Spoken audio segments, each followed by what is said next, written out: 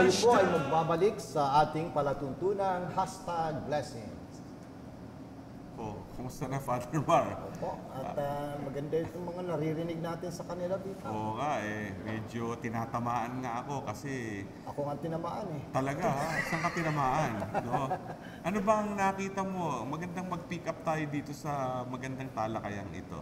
Kasi nakita na natin yung mukha ng pagiging mapalad, no? Sa mata ng mundo, tsaka yung pagiging mapalad sa mata naman ng Diyos, di ba?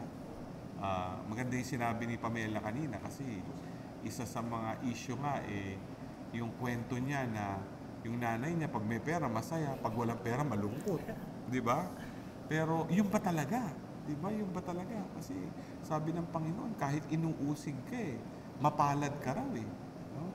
Marami ka bang ako? Kasi marami akong mga babalikan na karanasan. May mga nagdudusa, may mga naghihirap, may mga dumadaan sa mga pagsubok, pero matuturing talagang mapalad. No? Balikan nga natin, pati yung mga martir, di ba? San Lorenzo Ruiz, Opo. San Pedro Calungsod, o yung mga Pilipinong mga martir natin, may mga dinaanan silang mga pagsubok at sila'y namatay para sa pananampalataya. No? Pero ginawa nila yon para sa Diyos. At maituturing silang mapalad. Dahil sabi nga ng Panginoon, mapalad ka, dinadaanan mo ito, inuusig ka, para sa Panginoon, pero dahil matatamo mo ang kaharian ng Diyos. Meron ka bang mai-share na karanasang ganoon, Father Mar? Well, marami, Bishop, no? Pero ito ay na-observe ko lang sa mga tao mismo na aking binibisita, lalong-lalo na nung ako'y nasa probinsya pa, Bishop, no? Mahihirap, kinakamusta ko sila, kamusta naman ang buhay niyo? Sabi nila, Father, kahit ganito lang ang buhay namin, masaya kasi nagmamahalan, no? Nandoon yung pamilya, at saka hindi sila nakakalimot sa pagpanalangin ng sama-sama. Tignan mo nga naman yun, no?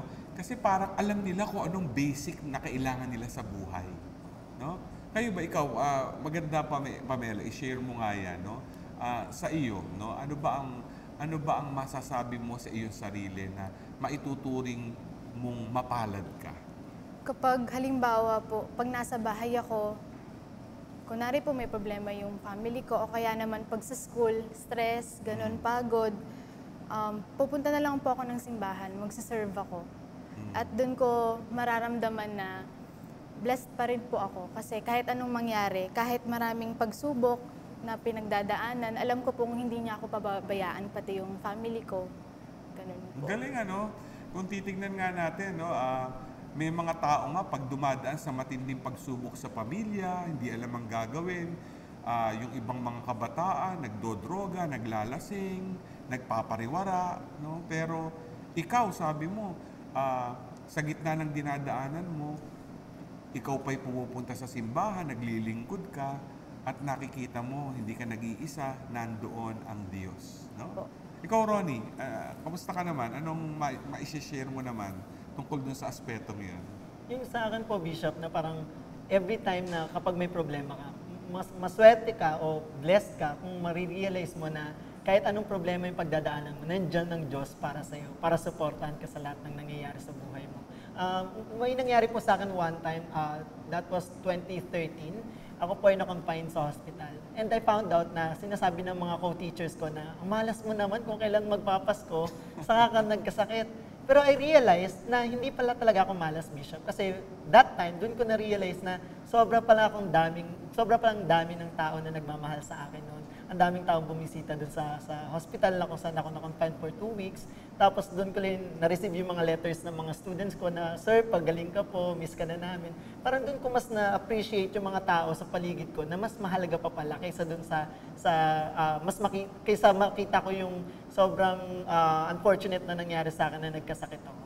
Na parang mas ma-realize mo na, ay, ang dami palang taong nagmamahal sa akin. Wow, tignan mo nga. Yun ang mapalad. Sobrang palad po. Kasi minsan iisipin mo, pag dumadaan ka sa isang pagsubok, parang malas mo. Yes. Tapos makikita mo, yung palang pagsubok, hawak ka ng palad ng Diyos. Kaya siguro mapalad eh. Di ba? No? Yung palad. Tingnan natin yung palad natin. No? Diyan makikita natin, hawak tayo ng Diyos. At yun ang mahalaga.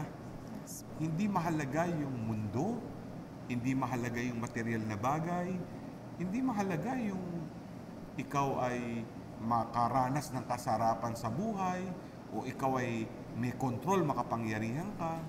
No? Basta ikaw ay nasa palad ng Diyos, yun ang mahalaga. Tama, ano? Opo, Bishop, kasi sa atin din, kahit ang mga pari, mayroon din mga problema, mga sufferings din. Pero yung bang mararamdaman mo yung Panginoon kasama mo, yung bang fruit ng Holy Spirit, yung joy, no? Kaya kahit saan ka mapunta, no, ay masasabi mo pa rin mapalad ka, no? Kahit napakaraming problema sa parokya, kasi alam mo, pinili ka, pinili niya ako, tinawag niya ako, kaya ako'y naniniwala na nandyan siya kasama ko lahat. Ito ang good news natin, no? Sabi nga, kaya beatitudes, happy attitudes.